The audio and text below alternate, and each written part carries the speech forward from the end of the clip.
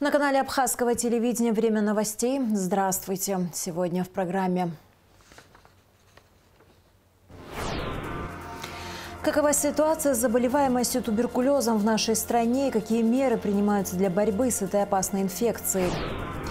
Президент Республики Асламжания подарил Учимчирскому району 1000 корней вечно зеленого кипариса. 22 марта состоялся сольный концерт Ланы Адлиба, пианистки, лауреата международных конкурсов, студентки Московской консерватории.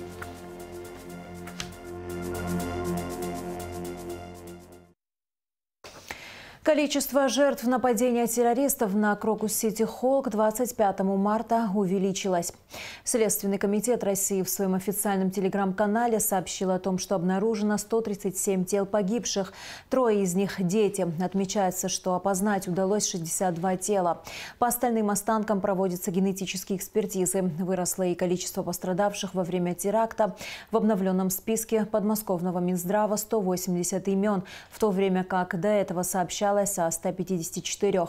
ФСБ России пока заявила о причастности 11 человек к теракту.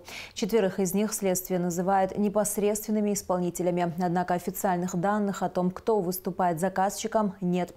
Сейчас в Крокусе продолжается разбор завалов, устанавливаются личности жертв, используется тяжелая техника. Трагедия в Крокус-Сити-Холле стала крупнейшим терактом в России за последние 20 лет. Между тем, у здания российского посольства в Сухуме продолжается траурная акция. Утром 25 марта сотрудники Генпрокуратуры во главе с генеральным прокурором Адгуром Агарба возложили цветы у посольства в память о жертвах террористического акта в Подмосковье. Жители Сухума приходят сюда, чтобы выразить свои соболезнования семьям пострадавших, а также солидарность в борьбе с терроризмом. Это такая тяжесть. Это невозможно это перенести. А вы представляете, вот люди видели, как их дети погибли, как родители погибли. Вот парень, у него мама и папа погибли там, представляете, вот на его глазах. И обнявшись, умирали, мама своего ребенка закрывала и умерла. Это скорбь, это невозможное. Это очень тяжело перенести. Это невосполнимая утрата. И кто это сделал, это не люди. Это просто не люди. Их не то, что что-то там. Их казнить надо прилюдно. Вот вешать надо их. Я не знаю, что с ними. Чтобы другие видели, и другим это было неповадно. Понимаете? Чтобы никто не мог подумать, что может пройти вот это вот все безнаказанно. К другим новостям. Премьер-министр Александр Анкваб встретился с делегацией Минэкономразвития России. Стороны обсудили выполнение условий межправительственных соглашений, готовность к реализации в текущем году инвестпрограммы, а также российскую поддержку важнейших отраслей экономики, сообщает Апснепресс. Кроме того, российская делегация ознакомилась с ходом выполнения работ на объектах капитального строительства, оценила готовность к реализации совместных российско-абхазских программ в сфере социально-экономического развития Абхазии, финансируемых в этом году за счет средств из российского бюджета. Объем российской финансовой помощи Абхазии в этом году составит 5,6 миллиарда рублей. Президент Абхазии Асламжания подписал ряд указов о присвоении почетных званий. За вклад в развитие музыкального искусства почетное звание «Заслуженный артист Республики Абхазия» присвоено звукорежиссеру Абхазского драмтеатра Тимуру Агарба. За заслуги в области театрального искусства также почетное звание «Заслуженный артист Республики Абхазия» присвоено актерам театра Гарри Джинджоли и Розите Тане. За вклад в развитие детского хореографического искусства почетное звание «Заслуженный артист Республики Абхазия» присвоено хореографу детского ансамбля «Афыртын» Алясу Барцыц и художественному руководителю ансамбля Мурату Крия. За вклад в развитие музыкального искусства, высокое исполнительское мастерство, почетное звание «Заслуженный артист Республики Абхазия» присвоено музыканту Государственного камерного оркестра Леониду Гребенникову. За вклад в подготовку и воспитание национальных профессиональных кадров в области хорового искусства Абхазии почетное звание «Заслуженный артист Республики Абхазия» присвоено профессору Московской государственной филармонии имени Чайковского, художественному руководителю камерного хора Академии хорового искусства имени имени Попова Александру Соловьеву. За многолетний труд, вклад в развитие театрального искусства почетное звание «Заслуженный работник культуры Республики Абхазия» присвоено художнику по свету Джумберу Чамагуа. Депутат парламента Абхазии Инар Гицба сообщила о досрочном сложении своих полномочий. Вступая в новую главу своей жизни, я продолжу служить интересам народа Республики Абхазия, написал он в своем телеграм-канале. Согласно закону, решение о прекращении полномочий депутата после его письменного заявления оформляется постановлением парламента. Оно же и определит дату прекращения полномочий. После принятия постановления в течение 2 недель ЦИК назначает дату новых выборов. Они должны пройти в течение 2 месяцев. В минувшие выходные во всем мире отмечали День борьбы с туберкулезом. Цель даты – привлечение внимания общественности к масштабам этой болезни, способам ее профилактики и лечения. Благодаря успехам современной медицины заболеваемость и смертность от туберкулеза значительно снизилась. Однако последние данные Всемирной организации здравоохранения неутешительны. Впервые с 1997 года количество заболевших выросло. Согласно результатам анализа, на это повлиял ковид и вооруженные конфликты. Какова ситуация с заболеваемостью туберкулезом в нашей стране? И какие меры принимаются для борьбы с этой опасной инфекцией, выясняла Алика Трапш.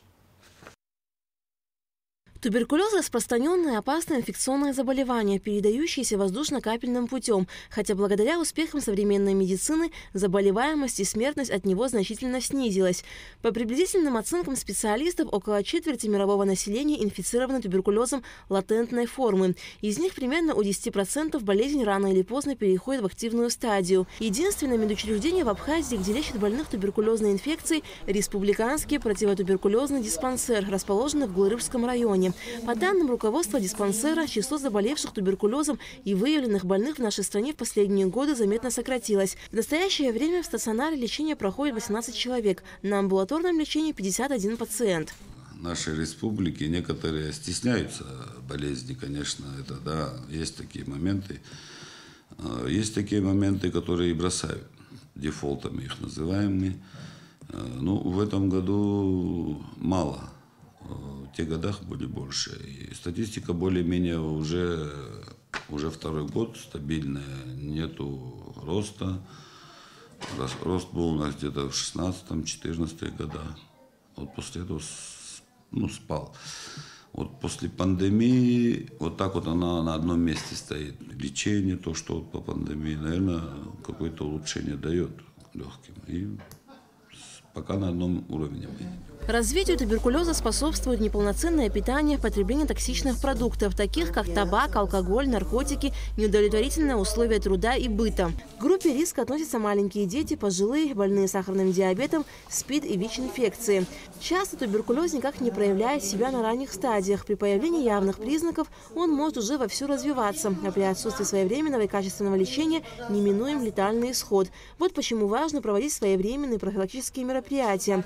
Врачи-фтизиатры республиканского противотуберкулезного диспансера ежедневно занимаются изучением, диагностикой и лечением туберкулеза вне зависимости от того, какие органы и системы им поражены. Лечение больных зависит от формы чувствительности. Лечение и длительность лечения тоже все зависит от чувствительности к препаратам. У нас имеется отделение лекарственно чувствительной формы, соответственно, отделение на БК плюс и БК минус, вот, чтобы друг друга не заражали. Есть отделение с лекарственно устойчивой формы, тоже оно делится на БК плюс и БК минус. Вот, отдельные входы и выходы у нас в каждом отделении. Есть у нас отделение, значит, где мы находимся, это отделение, значит, где находятся больные с небациллярные, чувствительные. У нас все условия имеются для того, чтобы больные здесь лечились, находились.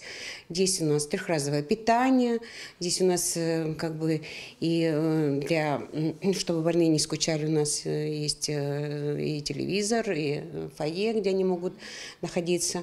При поступлении пациента в республиканский противотуберкулезный диспансер его направляют в приемное отделение, и он проходит обследование. Здесь же в диспансере есть лаборатория, где проводят проводит необходимые исследования для установления точного диагноза. В нашей лаборатории проводятся исследования мокроты на выявление палочки Коха. Биохимические анализы, которые сейчас на данный момент не производятся из-за отсутствия анализатора. Также исследование крови, и мочу на общий анализ. Лечение больных туберкулезом – длительный процесс, и очень многое зависит от желания пациента выздороветь. И когда ему в помощь создаются условия, это только радует. Лечение больных туберкулезом бесплатное. Минздрав обеспечивает всеми необходимыми медикаментами. Помимо нашего стационара есть национальная противотуберкулезная программа. Программа существует у нас с 2012 года. И с каждым разом улучшаем, стараемся, чтобы какие-то недоработки исправлять и в дальнейшем улучшать программу. Лучшей профилактикой туберкулеза является ежегодное медобследование, поддержание здорового образа жизни, физическая активность. Увы, нередки случаи повторного заболевания пациентов. Минимальный срок лечения первичных заболевших при малых формах 6 месяцев. Это минимальный срок. Потом 8 месяцев идет у нас длительность лечения. Если необходимо, мы добавляем. Это чувствительные формы сейчас. Мы же делаем рентгенконтроль и контроль мокроты, посева, микроскопия посева. Если нас что-то мы видим, нас не устраивает в плане заживления, мы можем добавить месяц-другой. В среднем чувствительные формы 8, может быть 9-10 иногда бывает. От 6 до таких пределах. А устойчивые формы, там, конечно, от 18 месяцев идет и больше. По словам врачей противотуберкулезного диспансера, некоторые из пациентов бросают лечение и уходят, а они фактически являются переносчиками болезней. Принудительно заставить их лечиться невозможно. Главная проблема в диспансере – трудности в работе рентген-кабинета. Наш рентген-кабинет сейчас не работает так в полную силу, да.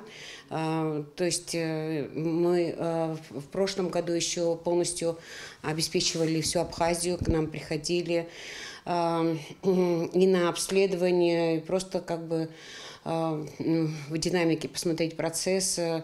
Сейчас у нас крайне затруднительно. Мы на данном этапе делаем снимки только стационарным больным. И то только на бумаге. Это тоже очень затруднительно. Очень хочется, чтобы у нас рентгенаппарат работал в полную силу, и мы могли обслуживать всю Абхазию. Без соответствующего лечения больной активной формы туберкулеза ежегодно может заразить в среднем 10-15 человек. По данным ВОЗ, каждый день от этой предотвратимой и излечимой болезни умирают почти 4500 человек, и почти 30 тысяч заболевают. Вот почему важно своевременное и правильное лечение. Аля Катабзаур Кварчи, Абхазское телевидение.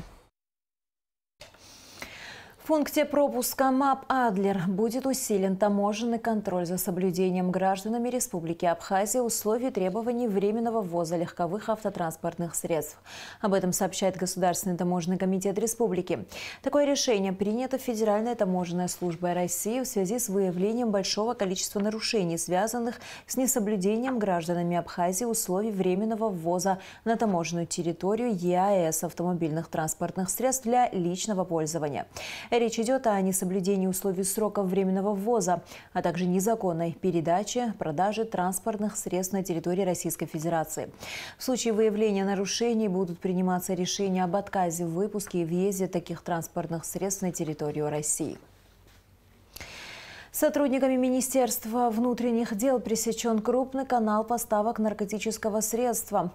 К уголовной ответственности привлечены соучастники преступной группы, обвиняемых в сбытии на территории Республики Абхазия наркотических средств в особо крупном размере.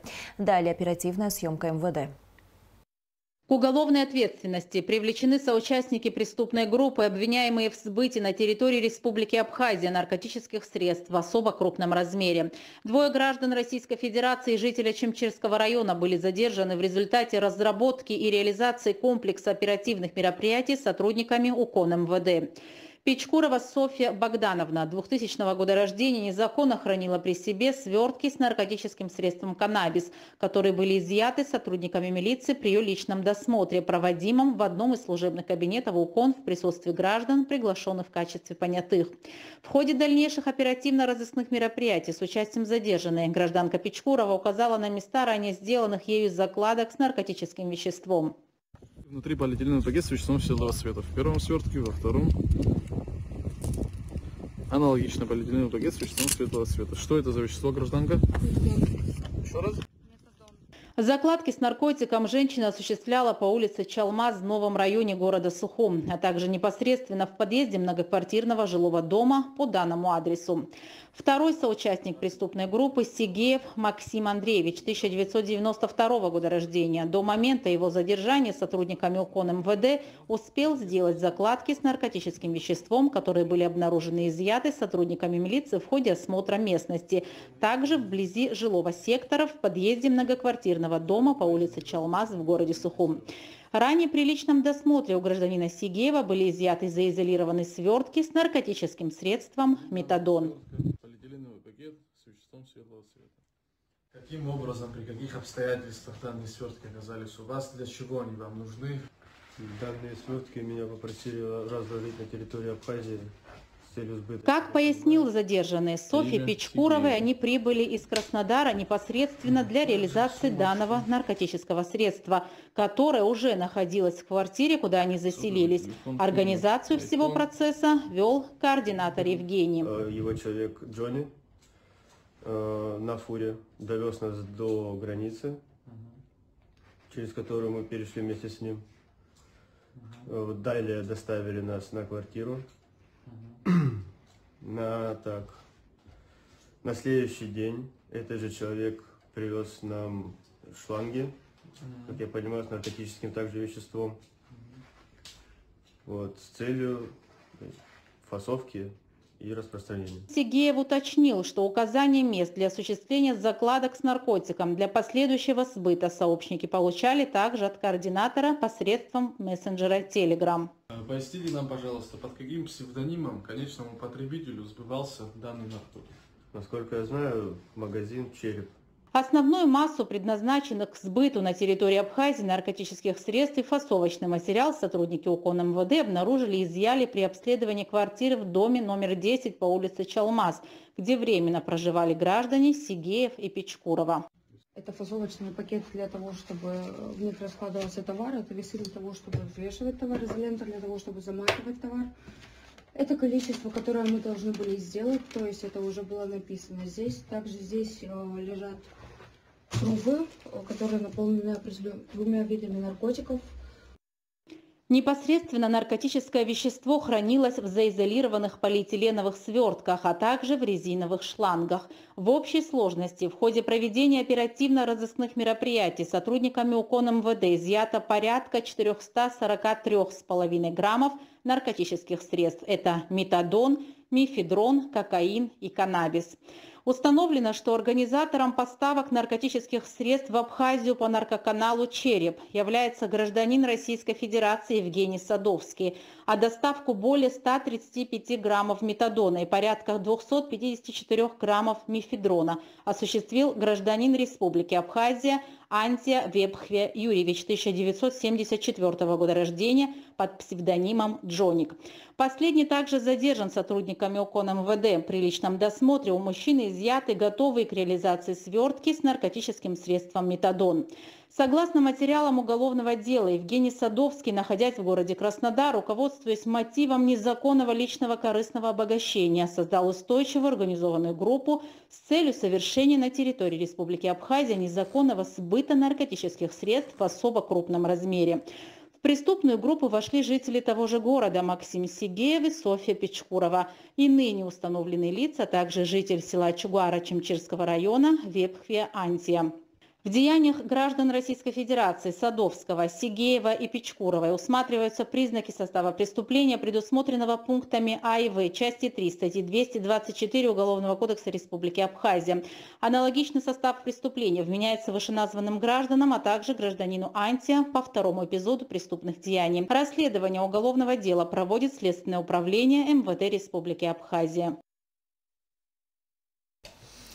Продолжаем выпуск. Вдоль республиканской трассы совсем скоро появится еще одна кипарисовая аллея. Президент республики Аслан Джания подарил Очимчирскому району 1000 корней этого прекрасного вечно зеленого дерева. Кипарисы будут высажены от села Тамыш до города Очимчира. Подробности в материале наших коллег из Очимчира Информ.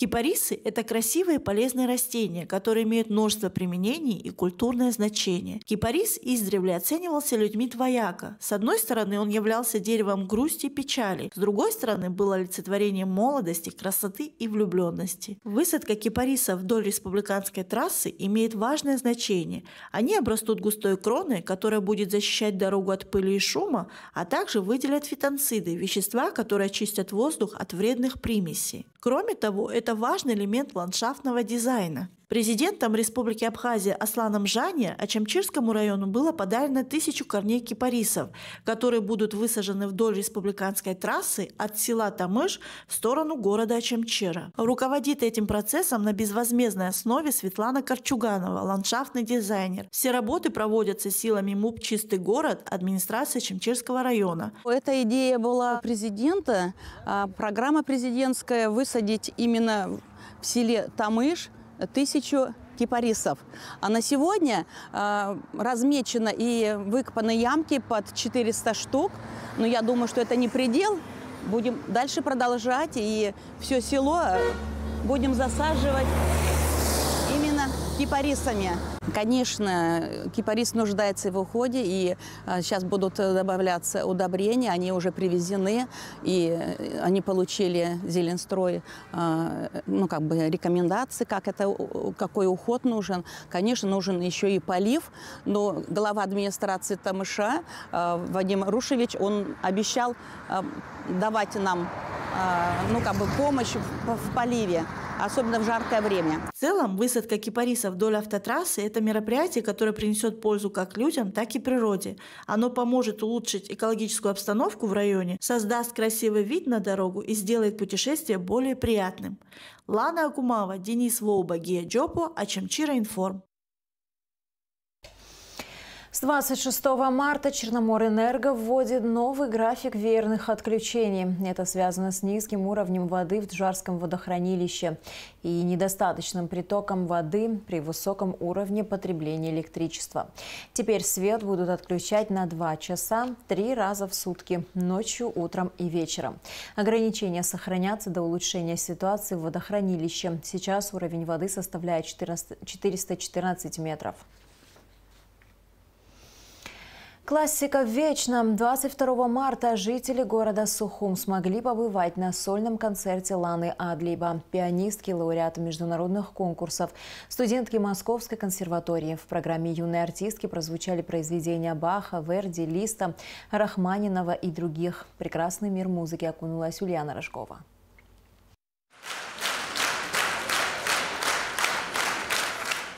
Такими бурными аплодисментами зрители встретили молодую, но уже успешную пианистку Лану Адлиба. Как признается сама Лана, любовь к музыке у нее зародилась еще в детстве. Окончив музыкальную школу при Сухумском музыкальном училище имени Алексея Чичба, девушка поступила в академическое музыкальное училище при Московской государственной консерватории. За свою короткую карьеру пианистки Лана уже успела принять участие во многих концертах, выступить вместе с именитыми артистами нашей страны. Свой сольный концерт пианистка открыла французской сюитой «Соль-мажор».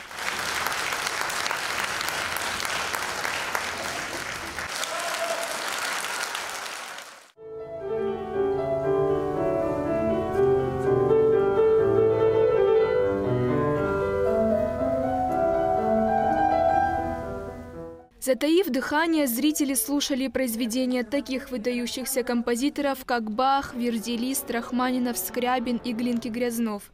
Каждое выступление вызывало бурю эмоций и шквал аплодисментов. Невозможно было оторвать глаз от столь эмоциональной игры Ланы.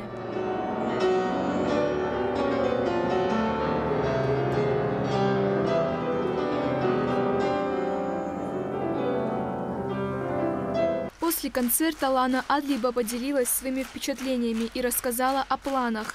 Это не первое сольное выступление юной пианистки, но именно на сцене Государственной филармонии Лана играла в первый раз. На самом деле, учитывая то, что я уже достаточно давно в Москве нахожусь, каждый раз приезжать домой, для меня это счастье, потому что я здесь училась, я здесь выросла, и здесь очень много людей, которые меня знают, в том числе с раннего возраста, поэтому это всегда такой трепет, небольшое волнение, но радость большая.